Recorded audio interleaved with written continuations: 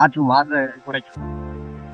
இது தென்னை மரத்துல இருந்து தேங்காய் நாறு கயிறு திரிக்க பயன்படுது. அந்த தேங்காய் இளநீ வந்து நம்ம உடம்புடைய சூட்டை குறைக்கிறதுக்கு பயன்படுகிறது.